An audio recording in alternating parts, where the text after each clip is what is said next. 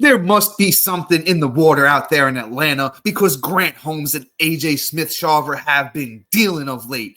We got those names and more that you need to add to your fantasy team on today's action-packed episode of Locked On Fantasy Baseball.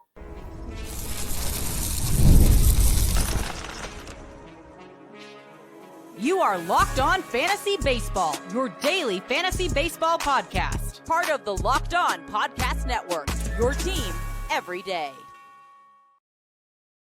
Hello, fantasy baseball fanatics, and welcome to the Locked On Fantasy Baseball podcast, brought to you by the Locked On Podcast Network, your team every day. As always, we're your number one source of fantasy baseball knowledge, and thank you for making us your first listen each and every day.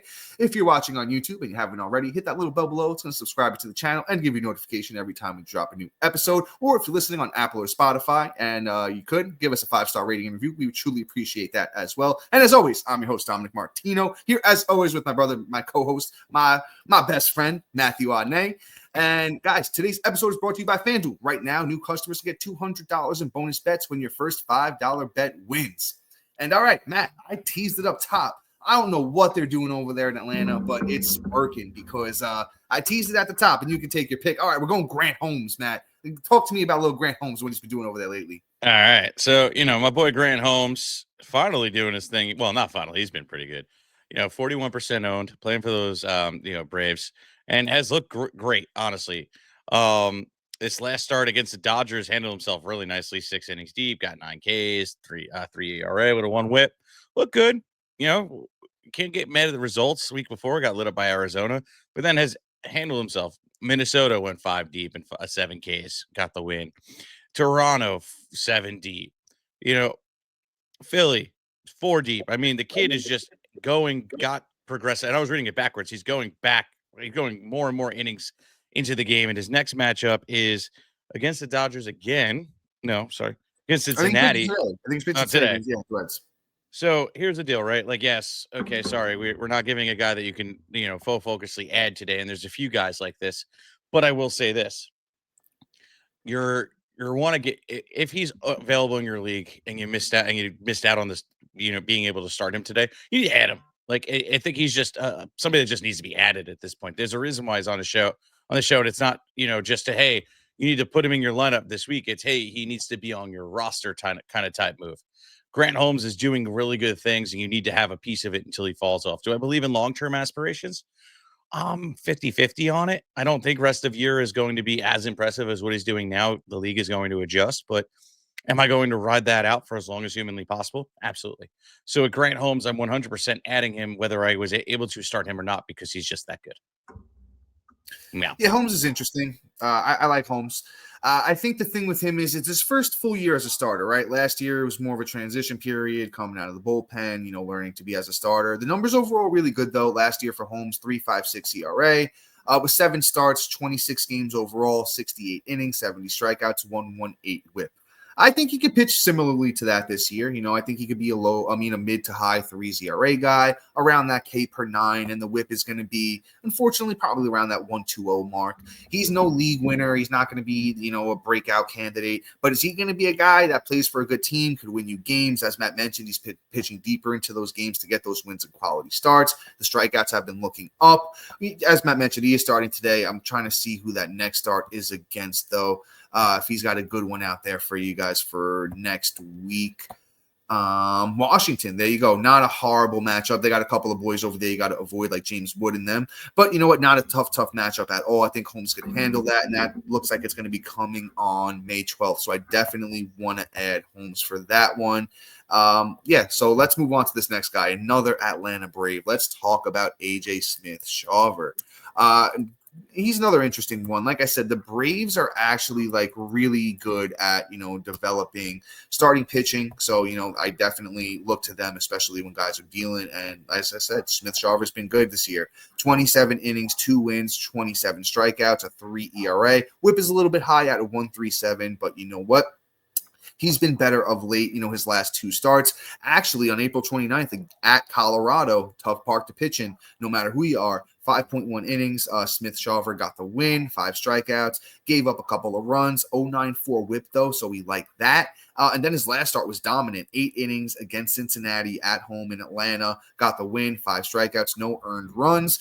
0.63 whip and got his first quality start of the season. He's at Pittsburgh in his next start on May 10th. I love that. Really just got O'Neal Cruz to deal with over there. And if you can manage him, rest of that team is not, too tough to deal with. So I'll go out there. AJ Smith Shawver, 21% owned right now. I think he should be around 40% owned. Another guy at the end of your bench. He might be good, for a couple weeks, could be good long-term. We'll see how it goes. I'd like to add him right now though, where I can. Yeah, I mean, hey, it's one of those things where you just gotta ride the wave. Again, Dom said it well. You're not really counting on him for long-term aspirations, but a guy's hot and he's in the zone. You never want to shy away from him. I don't care what kind of talent it is. It's hey, he needs to just be owned. So let's see where this journey takes us. So we got another one here. This is more for next week. This is a 2-star pitcher. This is Matt Liberatore of the St. Louis Cardinals. Libby here is, because it's just easier to say that than his whole last name, is owned about 39%. And he has kind of a bit of a tough road next week. But hey, look, I'm still willing to roll him out with the way he's been pitching. He's playing Philly, and then he's playing on Monday. And then he's got, who's the other team? He's got Kansas City on the back end. So it's a little bit more on the rougher side on both teams. I'd take the Kansas City matchup without a doubt if I don't want to start him against Philly. But the way he's been pitching is great. Handled Pittsburgh on the 6th, which was, Tuesday. And, went 7 deep, got 8 Ks, got the win, a 1.29 ERA with a 0.86 whip. Got lit up at Cincy, but you know what? Some of the best pitchers get lit up at Cincy and Great American Hater Park, so we'll give him a pass. Milwaukee was able to handle really nice with 6 innings, 4 Ks, a win, 1.5 ERA. And even the Mets he handled the week before on April 19th, 6 innings and a 2.70 ERA with 6 Ks. Look, Liberatore is at least performing. You can't ignore him. He's going into tough matchups and at least dealing. And that's what you really want. You want a piece of the pie for a guy that's doing that. And hey, at 39% on, what do you got to lose, especially in those points leagues too, where you're looking at it, where you need a 2-star pitcher and you know what, you may have to lock in your lineup for the week. Liberatore is a great guy, one of those sneaky little 2-star pitchers that is probably out there since it's 39% owned. I'm adding him everywhere. Long-term aspirations, there is none. Just ride the streak. I like Liberatore. The thing is, he was a former high-end prospect, and it looks like he might be starting to figure it out. I think he's better than Holmes and Shawver. That's the thing. If he's figured it out, there's a lot of upside here. 6'4", 215, 25 years old. And as I mentioned, the stuff's working. He's got, that slider that he, throws that he leads with. Then he's got the 4-seamer that, 95 miles an hour pretty much, to getting good results on those. Only pitch that's not really, doing too much for him is that sinker, but he also throws, 5 pitches at least 12% of the time. And then there's that curveball he mixes in 8% of the time as well. So a lot of different looks that he's giving batters. I kind of want to see where it goes. As I mentioned, 2 tough starts coming ahead, so it's going to be a make or break for, Liberatore kind of week here. But he's played the Phillies earlier in the season. April 13th, he went out there, 6 innings, 7 strikeouts, no earned runs, got the win, 0.67 whip in that matchup. So if he could figure out, how to get those guys out again, could be good. But, Kansas City's been good as well, 8-2 in their last 10. Bobby Witt, Vinny Pasquantino, the Pasquatch. Any reason to mention the Pasquatch, we'll do it on this podcast. He's been great of late. So in 2 tough matchups here. NL only leagues, if he's out there, definitely. 15-man's definitely. 12-man's, I'm looking there too. Anything shallower than that, though, be careful. If you got deeper benches, maybe. But once again, he was a former pretty high-end prospect, so I'm not going to look away on him. Matt, chime in, of course, my brother. Yeah, I mean, all short term. I mean, hey, he's in the zone, but long term, and why I say he has no long term value, and I understand he was a top end prospect, is he gave up a lot of home runs last year, and it was not like it was like a full season. He only pitched about 86 innings and gave up 11 home runs. And then you look at the underlying stats that's going on this year, where he's giving up hard contact. His average exit velocity is sitting at 90 miles an hour. And he's allowing hard contact nearly 50% of the time at 44.8%. And, these are things that just kind of scare me. Yes, he's producing better on the ground balls and barrels. And that's what I think we're seeing the success. But at any point in time, that number could shift pretty heavily with a couple home runs that he could possibly give up, especially with that hard average exit velocity. So it's just a warning of somebody that you're not going to want to count on long term. And if he performs for another couple of weeks, you're adding him now and then you're trading high because now he's going to have that nice little ranking air quote, and he's been performing. And hey, he had a top end prospect, pedigree. So it's just one of those things where you kind of want to just not set your sights on long term, just set your sights on short term. And then, like I said, I'm willing to roll them out on both matchups next week. So, it is what it is. But coming up next, we got guys like Clayton Kershaw, one more pitcher. We just shortage of this week, and it is what it is. You're gonna have to deal with it. And an exciting prospect that was just called back up that didn't make the team that I think everybody's gonna be excited to talk about coming up next. Guys, the NBA playoffs are in full swing, and every night delivers highlight-worthy performances, major momentum shifts, and can't-miss moments. Whether it's game-winning shot or breakout players, there's never been a better time to get in on the action. FanDuel makes it easy to stay in the game before tip-off and live with player props, performance trends, and same-game parlays. Fans have way more ways than ever to play smart and win big. Which players are showing up in the biggest moments, and how could tracking their trends help you build your next bet? What would it look like to combine live prop bets mid-game based on how the action unfolds? If you've got a read on who's heating up, why not back it up with the same game parlay? How could $200 in bonus bets add to the excitement if your first $5 bet hits? And if you're new to FanDuel, it's the perfect time to sign up. You just head over to FanDuel.com and place your first $5 bet. If it wins, you get $200 in bonus bets. And guys, we're talking about that first $5 bet. Might as well give you a little ideas on how to play it. I love those nuggets. I'm betting on Nikola Jokic and, that experience that they got over there. Come on, they've done it before. I think they're going to go all the way. So I'm betting Nuggets all the way, honestly. And then anything on Jokic, if you want to bet points, rebounds, assists, FanDuel always gives you the best option. So make every moment more with FanDuel, the official sports betting partner of the NBA. And guys, you got to get the supplies from the site made for the skilled trades, Supply House. Whether you're in plumbing, HVAC, or electrical work, Supply House is the reliable way to order products online. Their easy-to-use website is packed with helpful resources and the latest product info to help you get the job done right. Plus, with a complete inventory of over 200,000 parts from 400 top brands, you'll find exactly what you need delivered fast from coast to coast. Need help with an order? Supply House offers expert support and industry-leading service, so you'll always talk to a real person. And for trade pros looking for an extra edge, their free Trade Master program offers exclusive perks like a dedicated phone line, free shipping, and discounts on every order. Thousands of skilled professionals are already taking advantage. Now it's your turn. Join the Trade Master program today at supplyhouse.com/TM and start ordering plumbing, HVAC, and electrical supplies with just a few clicks. Plus, use the promo code SH5 for 5% off your first order. That's supplyhouse.com.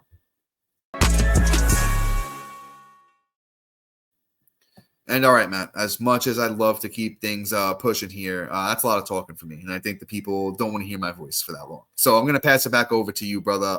Who do we got up next? Matt, I think you're muted. At least I can't hear you. Yep, sorry. I think that I'm going to say this. You forgot something. It's fine. I will do it. Oh, I thought we were going to do it later. No, I mean, it's fine. Never mind. We'll just do it later. But anyway, let's get moving then. We're going to talk about Mr. Clayton Kershaw. Clayton Kershaw, the LA Dodgers, is quite honestly an intriguing ad. So we all know that when he's pitched, he's usually one of the better pitchers in the league. Clayton Kershaw is absolutely incredible. Now, my problem with Clayton Kershaw is he just can't stay healthy. But hey, guess what? You don't have to draft him. You just have to pick him off the waiver wire since he's only, nice measly 22% owned. And if you look back at what he's done, even when in shortened seasons, he's been absolutely incredible.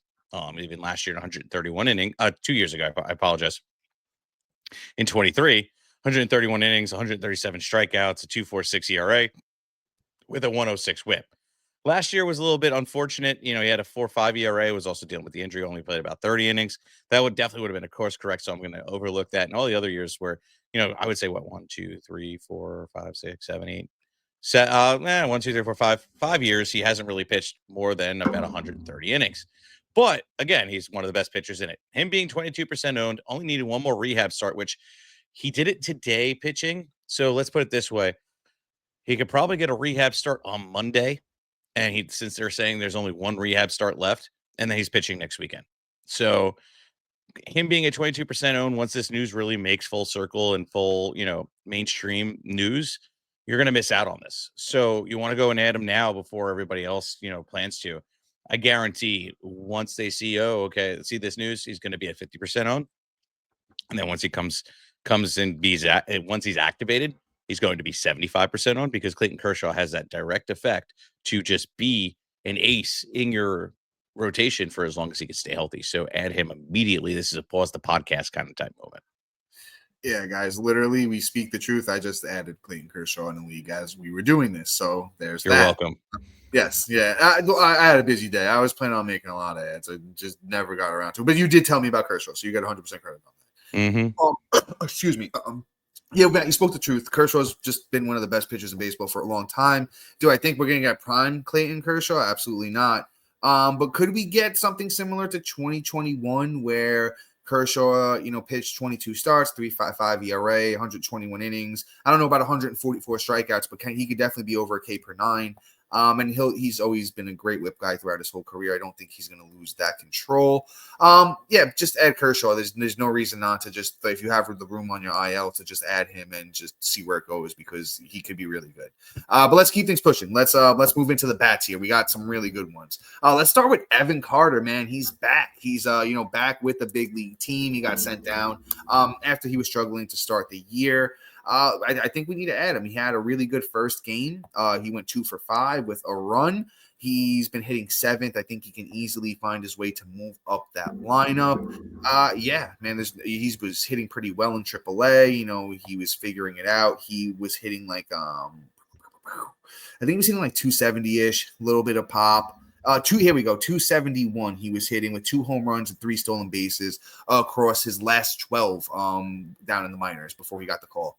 12% owned on Yahoo. This is a deep cut. This is another one, where we were ranking Evan Carter little as not this incoming this season, but 2 years ago. What, Matt, top 20 outfielder, right? Yeah. So no reason not to at least give this young high-end prospect, Evan Carter, Texas Rangers outfielder, a chance here. 12% owned on Yahoo. He's out there everywhere. Yeah, I mean, even this year I had him ranked before, the news of him not making the team, because I just figured the poor performance would bounce back, would be in my top 40 outfielders. I liked Evan Carter going into this year. As frisky and as risky as that is, I didn't really care. The potential is there for just greatness, in my opinion. The profile that we saw before he got the call in 23, I think was something that was really excited me. I even said coming into 24, he's the most proven prospect of that class, because we saw him not just through the regular season in that short stint with that cup of coffee, but through the playoffs all the way to the World Series win. So, he was a key player down the stretch for them. Yeah. So I look at him and I'm like, it really is enticing to see, okay, can we get that? Because quite honestly, his profile could be 20 to 25 home runs and a 20 to 25 stolen bases, batting about 275. And I think that's a legitimate, aspiration. And I like that Rangers team as a whole. I think there's a lot of good talent around Evan Carter as a whole. So, why couldn't he just produce? So this is a great ad, a guy that I thought I would have to pay up for in a draft that now I'm getting for free 99. I already did in 2 leagues. So I love the kid. And I think that, he's here to stay this time. Him coming out and already going, batting about 400 is back of the bigs. It just says, hey, look, that injury I got last year, which I think was a back injury, just wasn't done with me yet. And I had to get a little exorcism and, get the Chris Bryant out of me. And, I'll be fine. So that's, I think, exactly what happened. So Evan Carter, I think this year is going to be a great ad for him. Might be somebody to have long-term value with, but we'll see. Coming up next, we got Mr. Javier Baez. And I didn't think I would ever talk about him in fantasy baseball ever in my life again. But hey, here we are. We'll find out more coming up after this. Looking for a snack that's both delicious and nutritious? Crack into a source of protein with Wonderful Pistachios. Wonderful Pistachios is one of the highest protein nuts. Each 1 ounce serving has 6 grams of protein, giving you 10% of your daily value. Plus, they're packed with fiber and better for you unsaturated fats to help you feeling fuller longer. Personally, I love the no shell variety, which I do. It's perfect grab and go snack for a busy day, whether I'm snacking at my desk, on a road trip, or just need a quick protein boost. They're always good to go. And plus, I got kids, so if you ever think you don't have time to eat or just get a snack, yeah, this is the perfect way to do it. And I love cracking open a shell every time and then hear that satisfying crunch with the in-shell options, which are a true classic because I love drinking a beer and having some wonderful pistachios. Get snacking, get cracking with the snack that packs a protein punch. Visit wonderfulpistachios.com to learn more. And okay, now it's time. Look, join us on the Insider, become an insider and become a member of the Diamond Club. Look, all you got to do is click that link in the description below. Quite honestly, you want to be ahead of your leagues. The only way to do it is this. You're going to go ahead and sign up. You're going to enjoy your free 2 weeks, and then you're going to be getting your prospect updates every time there's a call up. You're going to be getting your waiver wire rankings. You're going to be getting all this inside information going on in the show that we think should be highlighted each and every day. Plus, you'll be able to ask us questions. So check us out on there, and links in the description below. You get a free 2 weeks. But let's move on as I digress. Since I don't have to do 2 ads, I am going to take this next guy. We're talking about Mr. Javier Baez of the Detroit Tigers. And Baez is on a heater. That's really just all this is. I'm not buying into the 32-year-old that hasn't been relevant for fantasy baseball in, let's see, since 2021. Yeah, just not buying it. But hey, this last week, 7 runs, 3 bombs, 7 ribs, and batting .353 over the last 2 weeks. 9 runs, 3 bombs, 10 ribs, a stolen base, batting .375. So it's been consistent 2 weeks. But most of those counting stats have come in the last 2 weeks. So we're just going to say, hey, while he's hot, we're going to add him, being that he's only 50% owned with third short and outfield eligibility. And I'm going to slot him in at those key moments. And then the second he falls off, I'm dropping him like a bat out of hell because I don't really care about it. There is no long-term value. We've seen it. I'm just not about it. So what are you going to do, Dom? Drop it like it's hot. Drop it like it's hot. Drop it like it's hot. That's right. So, Dom, you're also muted before I hand this over, but I do want to say I am 100% just riding this wave until the wheels fall off, and then I'm dropping them like it's hot.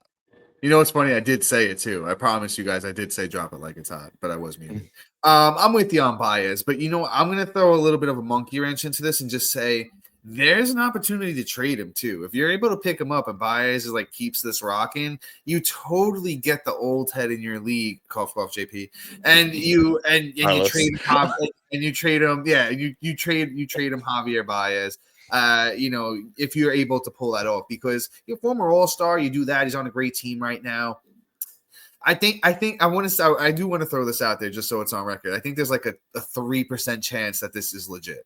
Because I will say, when I say that 3% chance, the way I'm thinking about it as he might realize that, hey, this is a team that's really good and they legitimately have a chance at a World Series here this year. 22-13 Detroit this year, their record, if no one's paying attention.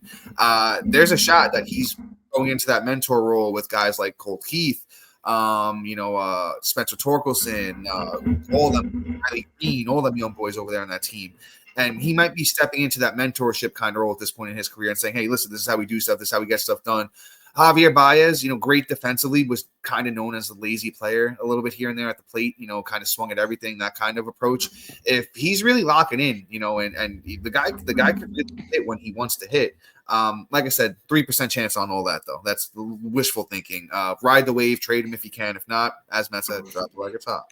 Bold predictions, middle of the season. Got it. Yeah, I wanted to throw it out there. I wanted to just have it on record, the 3% chance. But let's move on to this next guy. I'll be honest with you guys, not super familiar with them. I believe it's pronounced Daniel Sheeman. Correct me if I'm wrong. Sheeman? I don't know. Somebody correct me. Give me the enunciation on that. But he plays for those Cleveland Guardians, has a lot of eligibility on Yahoo. I literally think he has almost everything but catcher, pitcher, and first, if I'm correct here. I'm going to fact check myself. Yeah, so it's second, third, shortstop, and outfield for Daniel Schneeman. of those Cleveland Guardians, 17% owned on Yahoo. 12 runs, 5 homers, 11 RBIs, 288 batting average. As I said, I'm not super familiar with Schneemann myself, but, I like the numbers. He's been hitting second the last few games there for that Guardians team. Of late, he's been super, hot. So I would say add him where you can and then just ride the wave. It's a juice to orange type of situation. Just get the most you can out of him. Yeah. Sure. I have no idea who this guy with this awesome name is that I definitely cannot pronounce. But yeah, you're gonna ride that wave because Dom, everything you said is pretty much production and production to production. That's all we want at this time of the year. So yeah, great job, Dom. I'm gonna move on because I don't even want to try and butcher that. Let's keep going. Carson Kelly of the Cubs, somebody I can pronounce, has been pretty hot over the late. I mean, you need a catcher. Catcher's not performing or just in a little slump. Adam, 55% owned, playing for those Cubbies. 4 runs, a bomb, 2 ribs, batting .313. I'm good with this. He's hitting .355 on the season. It doesn't look like he's slowing down in those regards. Look, if I could ask for one thing out of the catcher position, it's just to give me batting average and some counting stats here and there. That's key because you know what I hate? I hate drafting or starting a catcher that hits me 226 for a whole month and they completely tank my batting average category, or at least take down the upside that I would have. With him, it's kind of like a solid baseline, at least. If I'm getting a guy that's batting .355, we all know my famous rule. I haven't said it in about a year now. Batting average off the waiver wire is something that is really intriguing for me. And this is one of them, especially at a key position where, hey, you normally don't get production out of it. It's usually more of a stain on your roster unless you have an elite guy. So Carson Kelly is somebody that needs to be added because of the production he's doing in at least that category. And he's already chipped in 8 home runs this year. So if he could do a little bit more and give you a little bit more pop, or at least give you a little bit more counting stats, you're going to be pretty excited to have him on your team. Yeah, man, I'm with you on Carson Kelly, and I have a funny thing here. So unless you own Cal Raleigh, Carson Kelly has been the second best catcher in fantasy baseball, according to Yahoo so far, if you're going by Yahoo stats there. So unless you have Kyle Raleigh, there's no reason you shouldn't be at least considering Carson Kelly. I understand he doesn't play a lot, kind of has been almost in every, 2 games off, 2 games on kind of situation for Carson Kelly so far this year. So add him where you can, right? And as long as you have another catcher on your roster, and I know I have Hunter Goodman in a few leagues who's catcher outfield eligible. I have Wilson Contreras in a few leagues who's catcher first eligible. So if you have a guy like that and Carson Kelly sitting out there on your waiver wire, you could always throw Carson Kelly at catcher. You can move a guy like Hunter Goodman to your outfield. You can move a guy like Wilson Contreras to first base. And, kind of like, swap in and out. The days Carson Kelly's not playing, you put your Goodman or your Wilson Contreras back in there. I just think for a guy who's been as productive and as little at-bats as Carson Kelly has been this year, he's very, very under-owned at 55% on Yahoo. Once again, he plays for the Chicago Cubs, which have been one of the best teams in all of baseball so far. So that those counting stats aren't really going to go anywhere while this guy's Carson Kelly is playing like this and performing like this. Let's move on to our last name of the day. It is Colt Keith of the Detroit Tigers, another Detroit Tiger. Mentioned him earlier when we were talking about Javier Baez. Young, former high-end prospect here. Hasn't really, had great numbers on the whole season, but he's been better of late. If you look back to April 30th, he went 1 for 2 with a home run, 2 runs, 2 RBIs, homered again on May 2nd, homered again on May 4th, had 3 runs in the game on May 4th with 2 RBIs. Colt Keith is heating up, and, he's only 12% owned on Yahoo. I think we definitely need to look into a guy like Colt Keith right now, especially he has corner and middle infield eligibility. In those deeper leagues, he's a guy who can get hot quick, and my famous saying is, progress isn't always linear. We're not always going to see these high-end prospects come up and thrive. So, it might take a year or 2, and Colt Keith wasn't, absolutely atrocious last year. And if I remember correctly, he finished last year pretty strong as well. Plays for those Detroit Tigers, as we mentioned, have been really, really good this season. Actually, Colt Keith was solid last year. 148 games as a 22-year-old, 54 runs, 15 doubles, 4 triples, 13 homers, 61 RBI, 7 steals, and he hit .260. And this is a guy who mashed down in the minors. I really think he can get hot quick. Add him now in those deeper leagues, those 15-mans, those AL onlys, those kinds of situations. Your deep 12s where you have, I know there's some deep 12-man leagues. I'm in some of them with like 8-man benches, so that always makes it tough. The roster rate is a lot higher, in leagues like that. So I would definitely take a look on Colt Keith. Anything shallower than that, your regular base 12-mans where, you only have like 3-4 benches, maybe watch list them. Anything shallower than that, though, Colt Keith on the watch list right now. Detroit Tigers. Guys, with that being said, that is all for today. Please be sure to like, subscribe, comment, rate, and review. And shout out to our everydayers and new listeners for making Locked On Fantasy Baseball your first listen each and every day. But guys, until next time, see ya.